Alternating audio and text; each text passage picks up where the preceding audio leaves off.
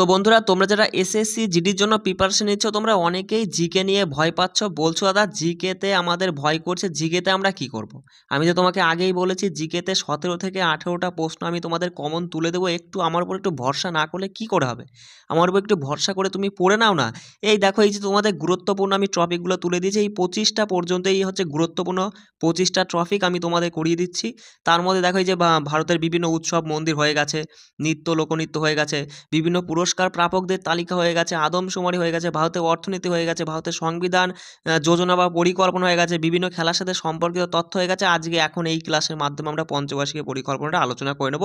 এই 25টা টপিক, এগুলো কিন্তু আহামরি বড় ক্লাস নয় বস। এগুলো হচ্ছে খুব জোর 20 থেকে 30 মিনিটের এক একটা ক্লাস হচ্ছে। সেই ক্লাসগুলো তুমি করে নিয়ে আরও 1 ঘন্টা সময় বেশি দিয়ে তুমি সেগুলো রিভিশন করে নিলে এই 25টা ক্লাস পর্যন্ত দেখো দেখো পঞ্চায়েতি রাজ ব্যবস্থা করব, এশিয়ান গেম দেখব, হ্রদ দেখব, ভাষা দেখব, বিশ্ব সংস্থা, তোমার ভারতের জাতীয় কংগ্রেস, বিপ্লব 2024-এ পদ্মভূষণ বিভূষণ পদ্মশ্রী প্রাপকদের নাম দেখে নেব। তারপরে বিখ্যাত স্লোগান, রাষ্ট্রসংঘটা দেখব, বিভিন্ন গুহাচিত্র, সিন্ধু সভ্যতা, অলিম্পিক 2024 দেখব, পদ্মশ্রী এবং সঙ্গীত নাটক একাডেমি প্রাপক বিভিন্ন নৃত্যশিল্পী যারা ও বিভিন্ন বিখ্যাত ব্যক্তি যারা পদ্মশ্রী পুরস্কার পেয়েছেন, সেটা তোমার হচ্ছে 2018-ও কিছু দেখব, 19-এও কিছু যারা পেয়েছে তাদের দেখব, 20-তে দেখব, 21-এ দেখব, আর এই 24-এ দেখব, তাই না? মধ্যযুগীয় ভারত দেখব, আধুনিক ভারত দেখব। তারপরে দেখো 26 নাম্বারটা দেখো, দেখো 50টা ক্ষুদ্র ক্ষুদ্র টপিক, একদম 50টা ছোট ছোট টপিক, যে দেখো আমি তোমাদের মাঝে দিয়ে দিচ্ছি যে ক্লাসগুলো, যে 10 থেকে 12 মিনিটের যে ক্লাসটা হয়। যেমন গৌতম বৌদ্ধ ধর্ম সম্পর্কে পড়ে নিলাম, জৈন ধর্ম সম্পর্কে পড়ে নিলাম, তারপরে ভারতের টাকা বা নোট সম্পর্কে, কোন নোটের রং কী কেমন হয়, কোন নোটটা হচ্ছে কিসের ছবি রয়েছে না রয়েছে, এরকম ছোট ছোট 50টা টপিক। তুমি একটু ভরসা করে আমার উপর পড়ো। তোমার বিশ্বাস না হলে তুমি পিডিএফগুলো দেখো, আমি তোমাকে দেখাচ্ছি, দাঁড়াও। দেখো, তোমাদের বিভিন্ন উৎসব রিলেটেড আমি প্রশ্ন একদম যাবতীয় ডিটেলসে করে দিয়েছি। তুমি শুধু একটু লক্ষ্য করে দেখো, এর বাইরে তোমাকে এই উৎসব থেকে কোনো চিন্তা করতে হবে না। আমি সমস্ত কিছু কিন্তু একদম ডিটেলসে করে দিয়েছি। দেখো দেখো, এইগুলো তুমি পড়ে নাও, এইগুলোই পড়বা, এইগুলোই বারবার রিভিশন করবা। আমি তো বলছি একটু ভরসা করে আমার উপর একটু ভরসা রাখো, ভরসা রেখে পড়ো। দেখো বিভিন্ন উৎসব মেলা রিলেটেড, এই যে যেমন যেমন হচ্ছে এখানে দিয়ে দিয়েছি, দেখো এই যে এখান থেকে কিন্তু পরীক্ষায় প্রশ্ন আসে। এই যে দিওয়ালি মানে দীপাবলি, তারপরে গোবর্ধন পূজা, ভাইদুজ, এটা কোন মাসে, বাংলার কোন মাসে অথবা ইংরাজির কোন মাসে মানে এগুলো হয়ে থাকে উৎসবগুলো, তাই না? তারপরে যেমন দিয়ে দিল হচ্ছে রামনবমী হচ্ছে ইংরাজির কোন মাস, তারপরে হোলি, মহাশিবরাত্রি, বুদ্ধ পূর্ণিমা কোন মাস, ফাল্গুন মাস ইংরাজির কোন মাসে হয়, মকর সংক্রান্তি কোন মাসে হয়, ওনাম, হর্নবিল, এগুলো গুরুত্বপূর্ণ দিয়ে দিয়েছে, এগুলো পড়তে হবে। তারপরে দেখো এই যে টিসিএস তোমাদের এক্সাম কে করে? টিসিএস করে, টিসিএস করে তোমাদের এক্সাম, তাই না? এসএসসি জিডি এক্সাম টিসিএস করে। এবার এই টিসিএসে আমি দেখেছি টিসিএস যে এক্সামগুলো নিয়ে থাকে, সিজিএল, সিএইচএসএল, তারপরে তোমার হচ্ছে রেলের বলো, তারপরে তোমার হচ্ছে এই এমটিএস বলো, যে এক্সামগুলো নিয়ে দেয়, সেখানে আমি দেখলাম যে এই যে তোমাদের উৎসব রিলেটেড যে প্রশ্নগুলো এসেছে, সেই রিলেটেড প্রশ্নগুলো একদম পরপর তুলে দিয়েছে। তুমি দেখে নাও, দেখো সব A4 সাইজের পিডিএফ করে তোমাদের মাঝে দিয়ে দিয়েছি। এবার এইগুলোই আমি তো বারবার করে বলছি, একটু আমার উপর ভরসা রাখো, রেখে তুমি এই যে এইগুলো পড়ে নাও, একটু ভালো করে পড়ে নাও। দেখো এর বাইরে তোমাকে কোনো চিন্তা ভাবনা করতে হবে না। এই যে ক্লাসগুলো দিয়েছি দেখো, এই ক্লাসগুলো ভালো করে করো বাস। তুমি মানে অনেকে আছে যারা বারবার জিজ্ঞাসা করছে, দাদা তুমি কি তোমার কাছ থেকে আমি এগুলো নিয়ে পড়বো, এবার কাজ হবে কি হবে না, একটু ভরসা রাখতে হবে তো বাস। দেখো এই দেখো 75টা মতো পিভিআর মানে টিসিএস এর করা এই উৎসব রিলেটেড প্রশ্ন তোমাদের মাঝে আমি দিয়ে দিয়েছি। এটা একটা টপিক গেল। এইভাবে কিন্তু যে তোমাদের আমি বলেই দিয়েছিলাম যে এই এক একটা ক্লাস করবে আর 2 নাম্বার করে নিজের খাতায় তুলবে। দেখো একদম মানে ডিটেলস আমি করিয়ে দিয়েছি। ভারতের শাস্ত্রীয় নৃত্য রিলেটেড, এই যে তোমার তুমি এখানে যদি দেখো যে ভারতনাট্যম রয়েছে, ঠিক আছে, কত্থক, কথাকলি, কুচিপুড়ি, মণিপুরি যা আছে সমস্ত কিছু কিন্তু আমি একদম ডিটেলসে তোমাদের মাঝে দিয়ে দিয়েছি। তার সাথে সাথে দেখো দিয়ে দিয়েছি এই যে লোকনৃত্যগুলো, এই যে লাবণী বলো, ঠাংটা যাই বলো না কেন, দেখো যেগুলো গুরুত্বপূর্ণ সবগুলো কিন্তু আমি তোমাদের দিয়ে দিয়েছি। এগুলো আমি বারবার করে বলি যে বস তুমি দেখো চিন্তা করো না, এইগুলোই বেশি করে পড়ো। তারপর দেখো টিসিএস যে প্রশ্নগুলো করেছে, সমস্ত আমি টিসিএস এর প্রশ্নগুলো তোমার এই লোকনৃত্য মানে শাস্ত্রীয় নৃত্য থেকে যা টিসিএস এর প্রশ্ন হচ্ছে সেগুলো আমি তোমাদের দিয়ে দিয়েছি। এগুলো তুমি একটু ভালো করে পড়ে নিবা। আমি বারবার করে বলি যে সব A4 সাইজে করা আছে। এই যে এখান থেকে 52টা মতো প্রশ্ন আছে, এগুলো তুমি বার করে নিয়ে পড়ে নিলে, ঠিক আছে? একটু ভরসা রেখে একটু মনোযোগ সহকারে এইগুলোই ভালো করে পড়ে রিভিশন করো। কোনো চিন্তা ভাবনা করতে হবে না। তারপরে আমি তোমাদের দেখো যে বিভিন্ন খেলা সম্পর্কিত তথ্য তোমাদের যা দিয়েছি এরকমভাবে তুমি এই যে ক্লাসগুলো এরকম তুমি কোথাও পাবে না। তুমি দেখে নাও এই যে হকি খেলার মাঠের আয়তন কত, তোমার একদম ডিটেলসে দিয়ে দিয়েছি কয় প্রকারে কি আছে না আছে, এরকম ডিটেলসে কিন্তু বস এসএসসি এর প্রশ্ন আসে। তুমি একটু ভালো করে দেখো, তুমি জিডির মানে প্রশ্ন প্রিভিয়াস এর প্রশ্নপত্রগুলো যদি ভালো করে ঘেঁটে থাকো তুমি দেখবা এই রিলেটেড প্রশ্নপত্রগুলো কিন্তু আসে। দেখো যেমন এই যে ব্যাডমিন্টন প্রতি খেলায় কত পয়েন্ট থাকে, কোর্টের দৈর্ঘ্য প্রস্থ, এগুলো কিন্তু আসে বস। এই যে এই প্রশ্নগুলো কি আসে না তুমি বলো তো? বলে এই যে এই সমস্ত কিছু প্রশ্ন যেগুলো একদম ডিটেলসে টেনিস কোর্টের দৈর্ঘ্য টর্ঘ্য তুমি যা বলো না কেন সমস্ত কিছুই কিন্তু আমি একদম ডিটেলসে দিয়ে দিয়েছি, ঠিক আছে? ফুটবল সমস্ত খেলা রিলেটেড এরকম, মানে কি বলবো, তোমাদের জন্য যত খেটে যত ভালো করার আমি চেষ্টা করি, তোমরা অনেকে এমন বলো দাদা তোমার কাছ থেকে পড়বো কি হবে না হবে, বিশ্বাসই করতে পারছো না আমার উপরে, তাই না? তাহলে কি করে হবে বস দেখো।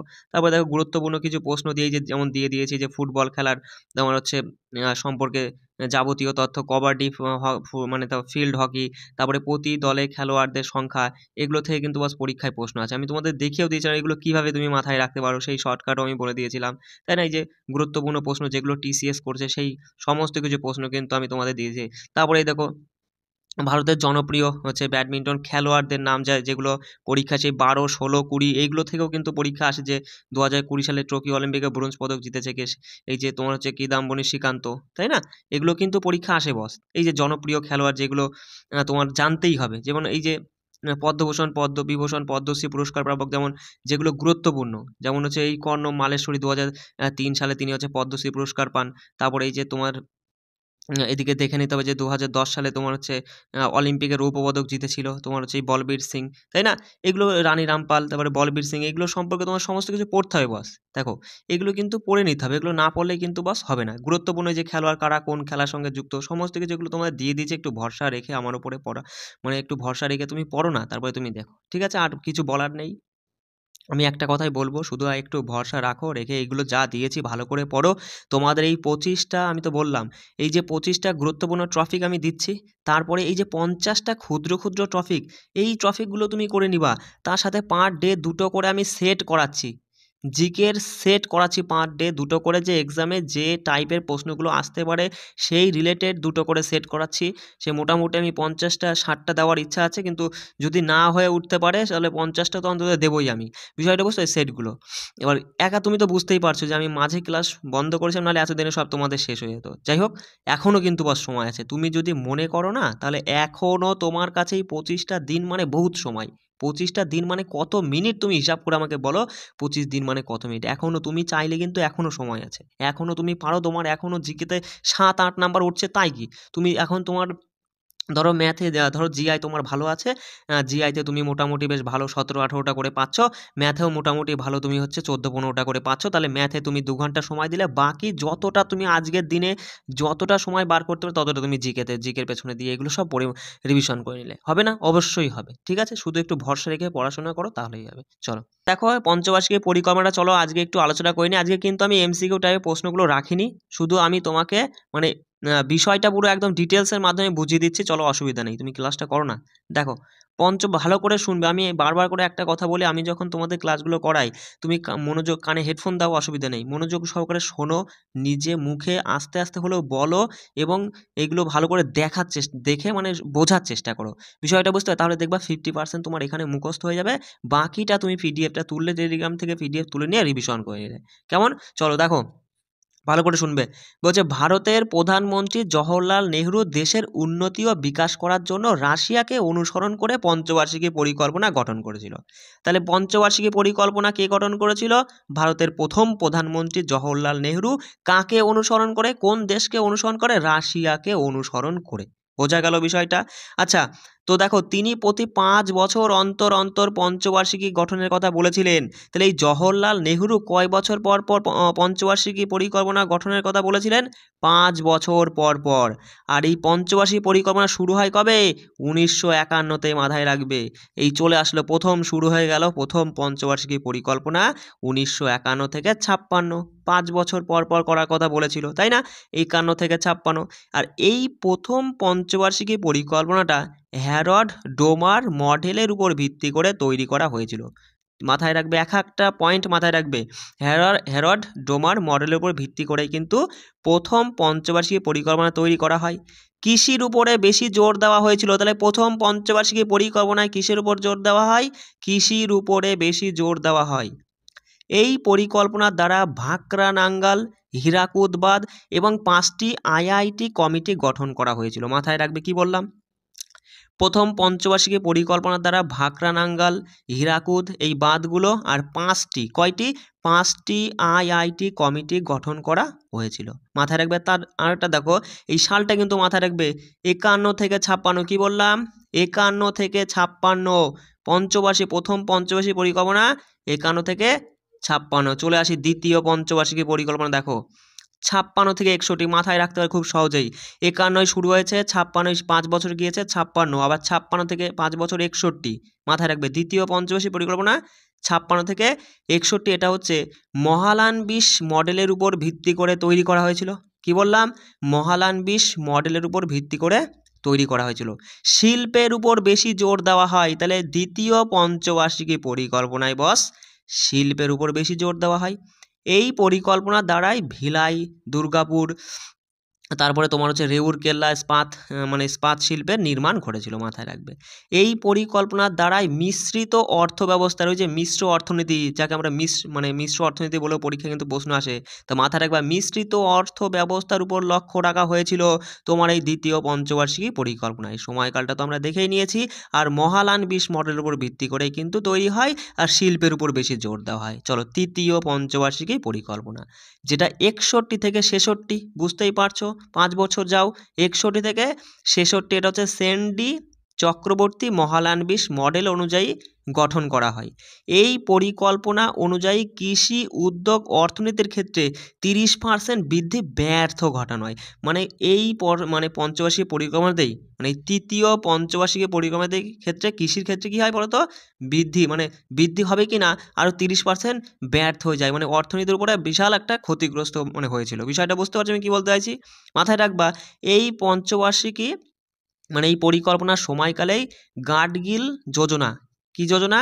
গাডগিল যোজনা, আত্মনির্ভর অর্থনীতি বা আত্মনির্ভর আমরা বলতে পারি আত্মনির্ভর ভারত, বা হচ্ছে ভারতকে স্বতন্ত্র করা বা আত্মনির্ভর করা, এটা কিন্তু সব তৃতীয় পঞ্চবার্ষিকী পরিকল্পনায় হয়েছিল। মাথায় রাখবা। পরীক্ষায় প্রশ্ন কিন্তু ঘুরিয়ে দিয়ে আসুক দিক, আর যেভাবেই দিক তুমি ভালো করে পড়ে যাও, যেভাবেই আসুক না তোমার যেন প্রশ্ন দেখা মাত্রই অ্যান্সার করতে পারো। ঠিক আছে?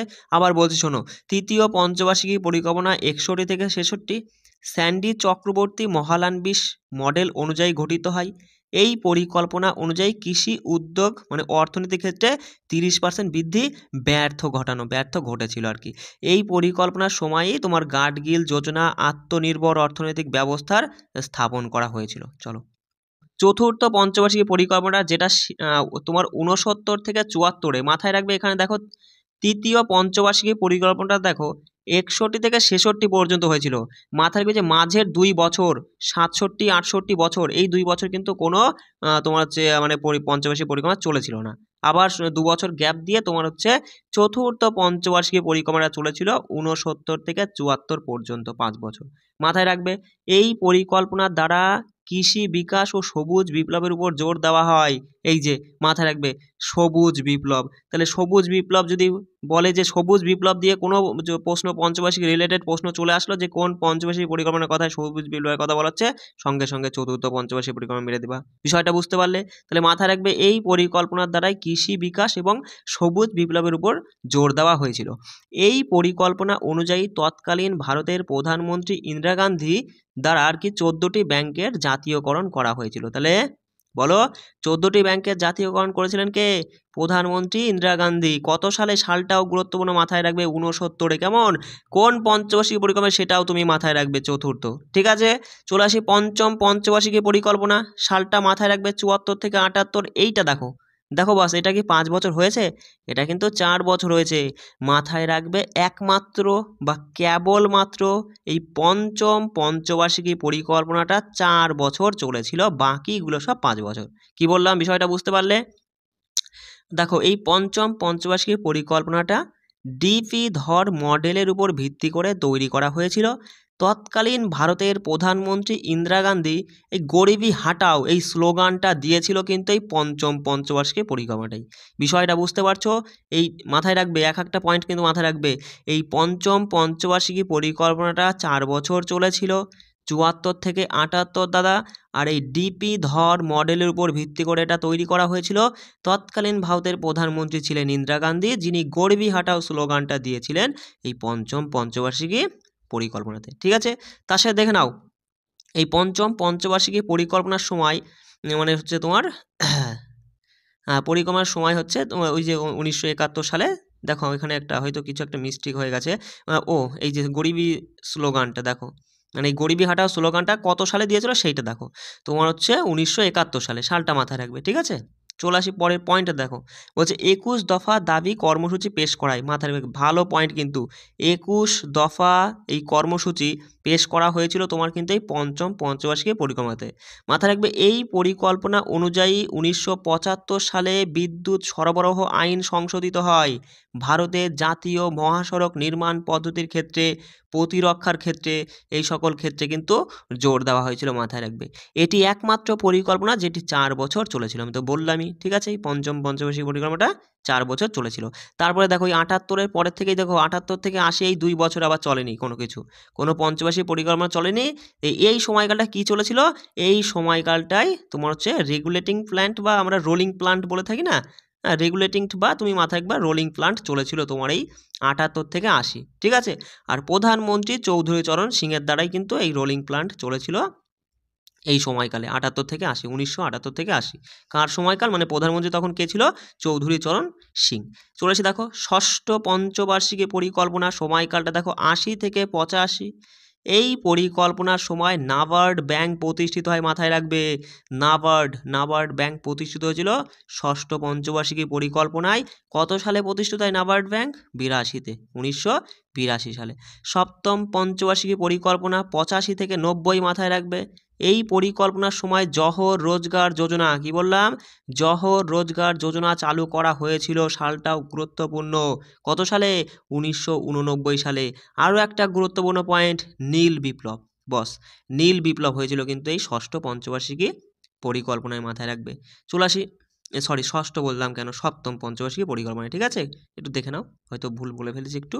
যাই হোক, অষ্টম পঞ্চবার্ষিকী পরিকল্পনাটা দেখো, যেটা 92 থেকে 97 তোমার হচ্ছে আর কি সময়কালটা ছিল। মাথায় রাখবে উদ্যোগের আধুনিকরণ করা হয়েছিল। কি বললাম? উদ্যোগের আধুনিকরণ করা হয় অষ্টম পঞ্চবার্ষিকী পরিকল্পনায়। ভারতের নতুন অর্থনৈতিক নীতি গঠন করা হয় অষ্টম পঞ্চবার্ষিকী পরিকল্পনায়। কত সালে? 1991 সালে, মাথায় রাখবে। ঠিক আছে, মানে 91 বলতে কি এটা 91 উদ্যোগটা নেওয়া হয়েছিল, কিন্তু তোমার তোমার হচ্ছে এই অষ্টম পঞ্চবার্ষিকী পরিকল্পনায় আর কি তোমার এই নীতিটার উপরে কাজ করা হয়েছিল, এটা মাথায় রাখবে। ঠিক আছে, তারপর দেখো, তারপরে দারিদ্র্য দূরীকরণ, তারপরে জনসংখ্যা বৃদ্ধি নিয়ন্ত্রণ করা হয়েছিল কিন্তু এই অষ্টম পঞ্চবার্ষিকী পরিকল্পনায়। এই সময় ভারতের প্রধানমন্ত্রী ছিলেন পিভি নরসিংহ রাও। এগুলো কিন্তু গুরুত্বপূর্ণ, মাথায় রাখবে। পরীক্ষায়, অনেক পরীক্ষায় এসছে যে অষ্টম পঞ্চবার্ষিকী পরিকল্পনায় সময় ভারতের প্রধানমন্ত্রী কে ছিলেন? পিভি নরসিংহ রাও। চলে আসি দেখো নবম পঞ্চবার্ষিকী পরিকল্পনা, দেখো সময়কালটা মাথায় রাখবে 97 থেকে 2002। 97 থেকে 2002। কৃষি ও গ্রামীণ বিকাশের উপর জোর দেওয়া হয়। এতে ন্যায় ও সমতার ক্ষেত্রে উন্নয়নের ধারণার উপরও জোর দেওয়া হয়। কি বললাম? কৃষি ও গ্রামীণ বিকাশের উপর যে জোর দেওয়া হয় নবমে, আর ন্যায় ও সমতার সঙ্গে উন্নয়নের ধারার উপরেও মানে উন্নয়নের ধারণার উপরেও কিন্তু জোর দেওয়া হয় এই তোমার নবম পঞ্চবার্ষিকী পরিকল্পনায়। এই সময় ভারতের প্রধানমন্ত্রী ছিলেন অটল বিহারী বাজপেয়ী। কি বললাম? অটল বিহারী বাজপেয়ী, মাথায় রাখবে। কেমন?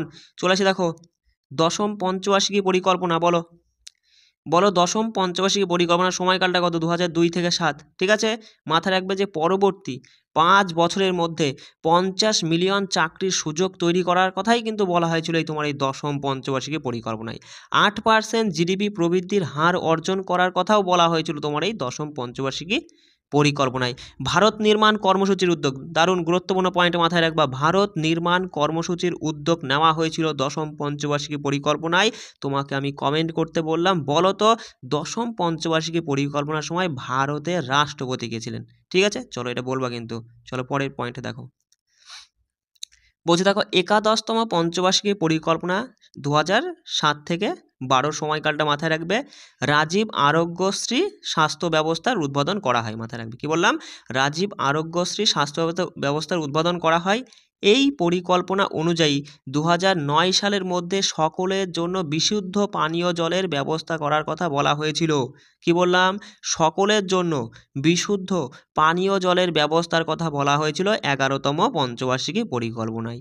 এই পরিকল্পনার সময় কৃষি, শিল্প ও সেবার ক্ষেত্রে 4%, 10% এবং 9% হারে বৃদ্ধি পায়। দারুণ গুরুত্বপূর্ণ পয়েন্ট, মাথায় রাখবে।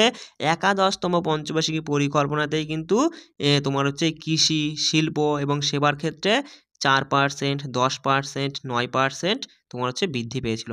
শুধু পরীক্ষায় দিয়ে দিতে পারে যে কোন পঞ্চবার্ষিকী পরিকল্পনায় শিল্পক্ষেত্রে 10% বৃদ্ধি পায়, বা এরকম প্রশ্ন আসলে পরে সঠিক উত্তর করে দিবা একাদশতম পঞ্চবার্ষিকী পরিকল্পনার। বিষয়টা বুঝতে পারছো? তারপরে দেখো আর একটা গুরুত্বপূর্ণ পয়েন্ট অন্তর্ভুক্তিমূলক সার্বিক উন্নয়ন উদ্যোগ নেওয়া হয়েছিল। কি বললাম? অন্তর্ভুক্তিমূলক সার্বিক উন্নয়নের উদ্যোগ নেওয়া হয় কোন পঞ্চবার্ষিকী পরিকল্পনায়? একাদশতম পঞ্চবার্ষিকী পরিকল্পনায়। দেখো দ্বাদশতম পঞ্চবার্ষিকী পরিকল্পনা 12 থেকে 17 মাথায় রাখবে। 88,000 মেগাওয়াটারে ওয়াটেরও বেশি বিদ্যুৎ উৎপাদন ক্ষমতা যুক্ত করাই ছিল এর প্রধান লক্ষ্য। কেমন? এগুলো কিন্তু মাথায় রাখবে, ভালো গুরুত্বপূর্ণ। তো এবার দেখো আমি কয়েকটা বেশি এমসিকিউ আমি এখানে রাখিনি, ঠিক আছে? কারণ এখন দেখো তোমাদের জন্য এখন খুঁজে মানে কি বলবো, এই হচ্ছে পঞ্চবার্ষিকী পরিকল্পনা থেকে সেরকম রিলেটেড আমি প্রশ্ন পাইনি, আর অতটা খুঁজতে গেলে অনেকটা সময় লেগে যাচ্ছে। বাকি ক্লাসগুলো তো তোমাকে দিতে হবে, তাই না? সেই জন্য আমি বলছি যা দিয়েছি এটাই যথেষ্ট, এর বাইরে তোমাকে কোনো চিন্তা ভাবনা করে, যদি প্রয়োজন হয় আমি ছোট্ট করে একটা যেই 50টা যে আমি তোমাদের ছোটো ক্ষুদ্র ক্লাস করে তার মধ্যে ছোট্ট করে একটা ক্লাসের মধ্যে আমি দিয়ে দেবো, কোনো অসুবিধা নেই। তুমি শুধু অ্যাক্টিভ থাকো এই জানুয়ারি মাসটা, ঠিক আছে? যা ক্লাসগুলো দেবো একদম খেয়ে ফেলবা। চলো দেখো, বলো তো দেখি, হচ্ছে দেখো এখনো দেখে নাও, কোন পঞ্চবার্ষিকী পরিকল্পনার অধীনে সমাজতান্ত্রিক রূপ প্রতিষ্ঠার সিদ্ধান্ত নেওয়া হয়েছিল? দ্বিতীয়, মাথায় রাখবে। খরা ও দুটি যুদ্ধের কারণে নিম্নলিখিত কোন পঞ্চবার্ষিকী পরিকল্পনা ক্ষতিগ্রস্ত হয়েছিল? তৃতীয় পঞ্চবার্ষিকী পরিকল্পনা, মাথায় রাখবে। খাদি ও গ্রাম শিল্প কমিশন কোন পঞ্চবার্ষিকী পরিকল্পনায় প্রতিষ্ঠিত হয়? দ্বিতীয়তে, মাথায় রাখবে। পঞ্চবার্ষিকী পরিকল্পনা উল্লেখিত বৃদ্ধি বলতে কি বোঝায়? বলো কি হবে? মাথায় রাখবে যে দেশের অভ্যন্তরে পণ্য ও পরিষেবা উৎপাদনের জন্য দেশের ক্ষমতা বৃদ্ধি। আচ্ছা, ভারতের সংবিধানে পঞ্চবার্ষিকী পরিকল্পনার ধারণাটি কোন দেশের কাছ থেকে গ্রহণ করা হয়েছে? এটা তো পারা উচিত।